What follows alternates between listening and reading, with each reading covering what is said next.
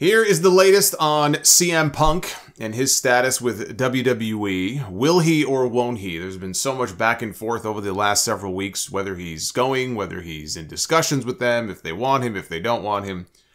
We have some more definitive word about this now. Fightful spoke with higher-ups in WWE who claim that CM Punk is not planned for a return. And they have said that reports of Punk to WWE are, quote, completely false. Internal belief is that WWE is not in conversations with him about a comeback. Several in the company wanted it to be made clear that he is not expected for Survivor Series in Chicago.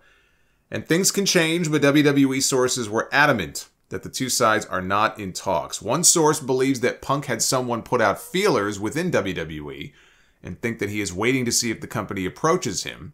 Several talents had asked those in power about him coming back this week and were told that he is not coming back. And as far as these teases that we've been seeing, these kind of Punk teases on TV, one higher-up and a WWE talent said that they think the teases probably were not cleared beforehand and that wrestlers may be doing it to get underneath his skin. Nick Hausman, who provides a lot of updates from the Punk camp, that is, probably Punk himself, in response to the Fightful report said this: "For what it's worth, I spoke to a source close to Punk today who very much gave me the impression that the two sides are not working on his return to the company."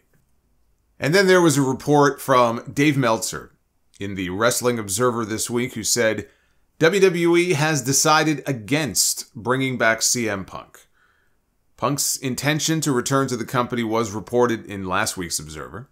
With sources from his camp saying that the two sides were in talks, Meltzer provided an update on the situation and said they turned him down. The decision was a no. He wanted to go there and the decision was a no. He said it can always change, and it was brought up to me that there is no such thing as forever when it comes to WWE, but it is a no for now. It is Vince's decision. Vince, Nick Khan, Paul Levesque, and obviously they decided that the negatives outweighed the positives. And it just takes me back to what Nick Khan said when he was asked about Punk. And again, yeah, you can look at it and say, well, what else was he going to say? It was a diplomatic response, but he was asked about Punk last month, and he said that they have only respect for Phil, remember that? And they wish him nothing but the best. And I said it then, they wished him well in his future endeavors, and he doesn't even work there. All of these Punk references on TV, including Nakamura, he used the GTS to Ricochet on Monday, all point to people in the company just messing around with him, right? There was a lot of references in Seth Rollins promos and Seth Rollins related segments. Nakamura busted out the GTS on Monday. It just feels that they're just messing around with him and they're taunting him, knowing they have no intention of actually bringing him in. I think if business was cold, Vince McMahon has shown before he is not above rebuilding bridges that talents have previously burned down. Then I think he would bring back CM Punk. But what incentive does he have to do that now? And it may not even be his decision to make anymore. If Ari Emanuel wanted Punk back in WWE, he would be back in WWE. But WWE does not need CM Punk. You know, people might say, well, they can make a lot of money with him. They're already making a lot of money. They're selling out almost every event. So instead of selling 13,500 tickets to a SmackDown taping, they'll sell the whole thing and they'll do 13,700. You know, it's like, is he going to double their pay-per-view buys? What pay-per-view buys? They don't sell pay-per-views anymore. They got $1 billion from Peacock. They throw it up there.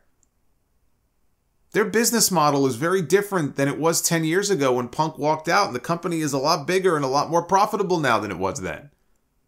They don't need him. Tony Khan was asked about Punk again this week, and he doesn't really say anything. Every answer he gives is just completely, you know, it's just a very generic answer to everything. But he was on the Dan Le Batard show, and they asked him, you know, about Punk, and he said, what happened back there was a really hard day for a lot of people, and I don't want to make light of it because it was a really challenging circumstance. It was one of the most incredible things I've been through in wrestling. It was a really hard day at the office for a lot of people. And he was asked, you know, is it the most dangerous situation that you have ever found yourself in backstage? Yes or no?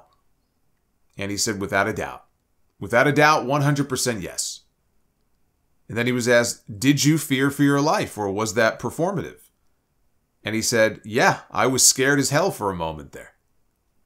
So, you know, again, he's probably in possession of the security footage, because apparently they had cameras all around Wembley, and the whole incident with Jack Perry, at least, was probably caught on camera. The other incident, which apparently may have happened in one of the dressing rooms with him and Khan, where I don't know if he came at him or he just cussed him out or whatever. I don't know if that's on camera, but, you know, he stands by his word that he feared for his life, at least for a moment there, whatever Punk did or said to him. You know, look, Punk had a good thing going with Collision. You know, he was banning people left and right. He had a good thing going with Collision, and he pissed it all away, and now he's got nowhere to go. Except Halloween Horror Nights at Universal Studios. Somebody spotted him there and took a picture the other day. So at least he's got plenty of time to go on vacation, right? That's not a bad way to spend your time. At least he's got time for that.